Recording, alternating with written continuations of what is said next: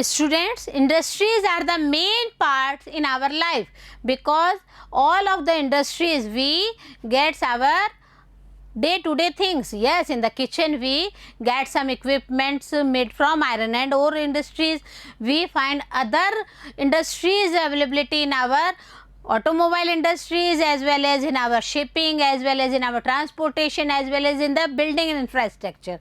So everything is there. Yes, in the previous part Bindu Chaudhary is with you in your social science class, and in your social science class you are covering industries chapter. We are covering industries chapter, and in this chapter we are covering about steel industry, iron and steel industries in India as well as in United States of America. When we are talking about India, Jamshedpur is the hub of iron and steel industries and other industries for the purpose of the raw materials are also established in the Jamshedpur, and government also took initiative for the betterment of the iron and steel industries. When we are talking about United States of America, Pittsburgh is the main hub for the purpose of iron and steel industries, because the main factors responsible for the establishment of these industries are available near about these cities. So, main factors are what, students? Main factors are proper power supply, proper availability of raw material, coals and water supplies and other things, manganese, limestone and other things. Availability of all these things are there. That's why these are the hubs of iron and steel industries. Yes, in this part we are talking about cotton industries, and further on in this fourth part we are taking cotton textile industries. See, weaving cloth from yarn is an ancient art, बहुत पुरानी कला है बच्चों, कि जब हम yarn से clothes बनाते थे. सी, cotton, wool, silk, jute, flax have been used for making clothes. Yes, different types of things are there for making different types of clothes. The textile industries can be divided on the basis of raw material used in them. That's why we are taking cotton, wool, silk, jute and flax and etc. Because all these textile industries are divided only and only on the basis of the availability of the raw materials which they are using. When we are talking about the raw materials, see, fibers are the raw materials for textile industries. So, this one is the main important thing. What are the raw materials for textile industries, students? Fibers are the raw materials for textile industries. Fibers can be natural or man-made. Yes, we divide fibers into two parts. First one is the natural fibers, the second one is the man-made fibers. See, when we are talking about natural fibers, students, natural fibers are obtained from wool, silk, cotton, linen and jute. Yes, different things are there, so we get natural fibers from all these things.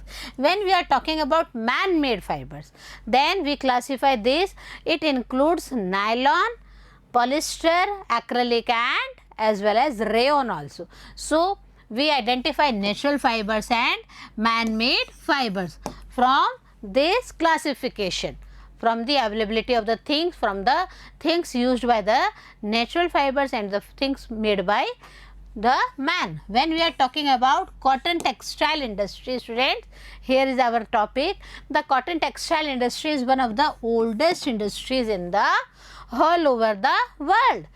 Till the industrial revolution in the 18th century, cotton clothes was made using hand spinning techniques, wheels and looms. Yes, we are talking 18th centuries. In the 18th centuries, cotton clothes was made by this process of hand spinning techniques as well as wheels and looms are there for the purpose of the making of these cotton textile industries.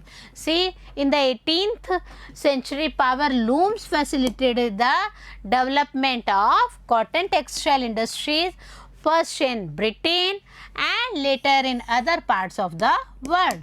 So here is the situation in 18th century when we are talking about the present. In present or today, India, China, Japan and United States of America are the important producers of cotton textiles. So these are the hubs of cotton textile industries. India, yes, in India it has a glorious tradition of producing excellent quality of cotton textiles. Before the British rule, what happened in India? Indian hand spun and hand woven clothes already had a wide market. Yes, we have a large market on that time, and all these markets had availability of hand spun as well as hand woven clothings. We are talking about the muslins of Dhaka, chintz of Musalipatnam, calicos of Calicut and gold wrought cotton of Bharanpur, Surat and Vadodara. These were known worldwide for their quality and design. Yes, we had already discussed this in our history portion also. So recall that one, recall or reconnect that part with this part, so it is easy to understand this chapter also. See, we had already discussed about the muslins of Dhaka, chintz of Musalipatnam, calicos, yes, on the name of Calicut. Calicos was there, and all these are the best or finest things or qualities, not only in India but in all over worldwide area covering was there. When we are talking about the production of hand woven cotton textile, what the main thing it covered the expensive and time consuming things. Yes, it was so much expensive and it took a lot of time for the purpose of hand woven textiles. When we are talking about the traditional cotton textile industries, it could not face the competition from the new textile mills of the West, which had produced cheap and good quality fabrics through mechanized industries units. So see the differences on that time. See the main competition. We were not facing the main competition. India was not facing the main competition between traditional cotton textile industries and the new textile mills of the West, because the new textile of the West was cheap as well as of very good quality. Fabrics were mechanized by industries. Yes, all these things are done by mechanized industrial units. So we had no comparison for this one. The first successful mechanized textile mill was established in Mumbai also in the year 1854, when we were struggling for the betterment of our cotton industries, and on that time the first mill was established in the year 1854 in Mumbai. The warm, moist climate afford for importing machinery, availability of raw materials and skilled laborers. Yes, these are the necessary factors for the development of cotton textile industries. All these factors resulted in rapid expansion of the industries in the region, because main thing, warm and moist climate in Mumbai is there. A port was also there for the importing of machinery, availability of raw material was also there, and main thing, we had skilled workers. So first establishment of this mill in Mumbai gives a lot of result to us, because initially this industry flourished in the states of Maharashtra and Gujarat because of the main favorable humid climate. So we all know that humid climate factor is very much necessary for the cotton textile industries. When we are talking about today, what is today's condition, students? Today humidity can be created artificially also. Yes, artificially humidity can be created and raw cotton is pure and not weight losing raw material. So this industry has spread to other parts of India. So because the conditions or the factors which are responsible for the flourishing of the industry, this textile industries, these needs are artificially developed, and after the creation of artificiality, other parts of India also spreads in the purpose of the cotton industries. We are talking about some industries hubs here. We are talking about Coimbatore, Kanpur, Chennai, Ahmedabad, Mumbai, Kolkata, Ludhiana, Puducherry and Panipat. These are some of the main important centers of the textile industries. See here in all over the world. Yes, we are comparing about all over the world. Major cotton textile manufacturing regions are there.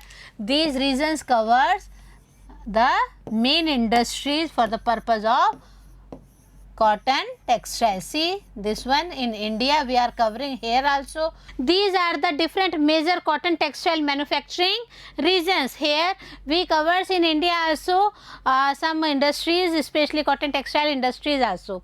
Students, when we are comparison between the India as well as in the world, first one we will cover our India, and in our India Ahmedabad is the main city for the purpose of cotton textile industry. See, Ahmedabad is located in Gujarat on the banks of the Sabarmati river. So the first factor responsible for the establishment of textile industry is available here. It means water supply is proper from the Sabarmati river. When we are talking about the first mill, the first mill was started or established in the year 1861, and when we are talking about Ahmedabad, it soon becomes the second largest textile industries of India. Yes, this one is the textile city of India after Mumbai, because in Mumbai the first mechanized mill was established in the year 1854. So this one is the second largest textile city of India. We are covering here other issues also. Ahmedabad was therefore often referred to as the Manchester of India. So the second name of Ahmedabad is the Manchester of India.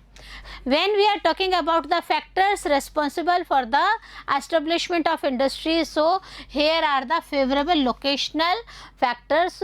These were responsible for the development of the textile industries in Ahmedabad. So first one is the, see here Ahmedabad is situated very close to cotton growing areas. So availability of raw material in the way of cotton is there.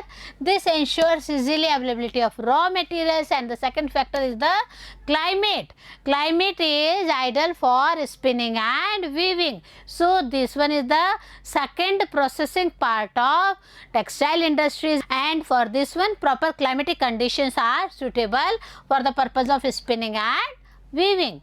When we are talking about the flat terrain and easy availability of land, yes, another factor responsible for the establishment of textile mill is there.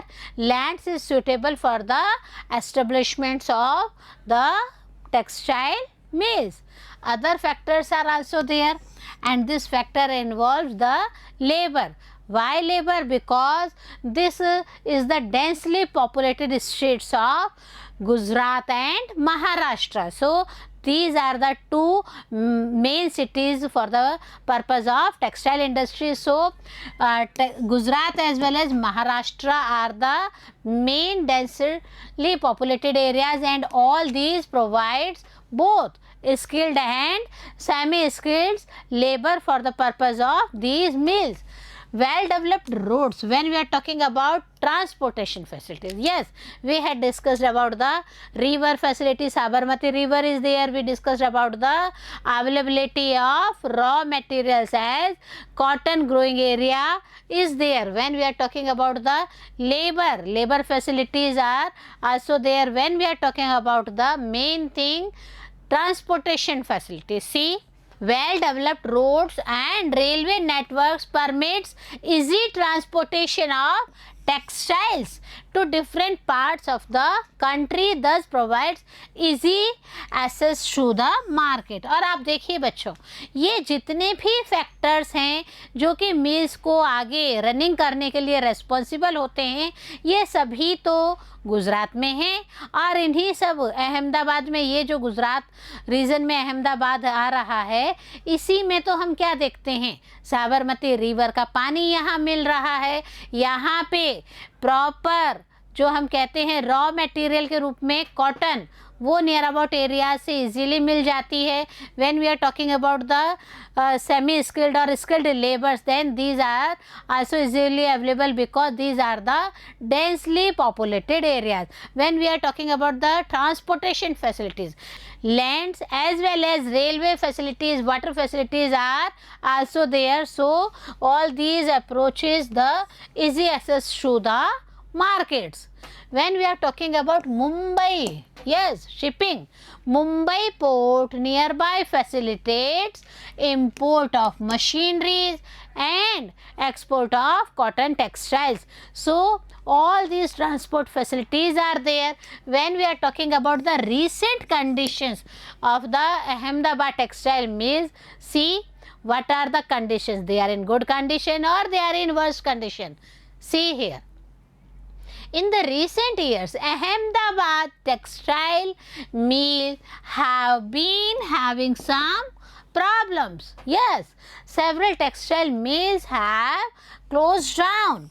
The reasons are also there behind the shutting down of the mills. See, the primarily due to the emergence of new textile centers in the countries, as well as the another responsible factor is the non-upgradation of machineries and technologies in the mills of Ahmedabad. So this one is the main reason of the shutting down of the textile mills in Ahmedabad. When we are talking about Ahmedabad in India, it's okay, we covered every steps in that one. When we are covering all over the world, Osaka is here. Yes, Osaka apart from Japan is here. We will discuss about Osaka here. See, it is an important textile center of Japan and it's another name. It is also known as the Manchester of Japan. When it says GK question, students, when we are talking about the Manchester of Japan, then Osaka is here. When we are talking about the Manchester of India, then what is the name of the city? Yes, Ahmedabad is the Manchester of India. See, in Osaka, the textile industry is developed due to several geographical factors. Yes, the main factors responsible for the development of textile mills are suitable in Osaka. The extensive plain around Osaka ensured that land was easily available for the growth of cotton mills. So the first factor is the availability of lands is here. The another one is the warm humid climate. So warm humid climate is well suited for the purpose of spinning and weaving. We are taking the next factor. The next factor is water supply. The river Yodo provides sufficient water for the textile mills. So all these factors are responsible. The next factor we are covering is the labor factor. Labor is easily available. Location of port facilitates import of raw cotton and for exporting textiles. This means labor as well as Transportation facilities are easily available in Osaka. As you know, port facilitates not only import of raw material but the exporting of the textiles are easily going on in Osaka. When we are covering the raw material, see, the textile industries at Osaka depends completely upon the imported raw materials. It means all the raw material was imported from the other cities or other countries. See, cotton is imported from, especially from Egypt, from China, India and United States of America. So all these countries imports the cotton to Osaka. Here see, when we are talking about the finished product is mostly exported and has a good market due to good quality and low price. So the main purpose of the thing selling in the market depends upon the good quality as well as low prices. All these two factors are here for the purpose of the finished product exportation. So Osaka's materials are very good.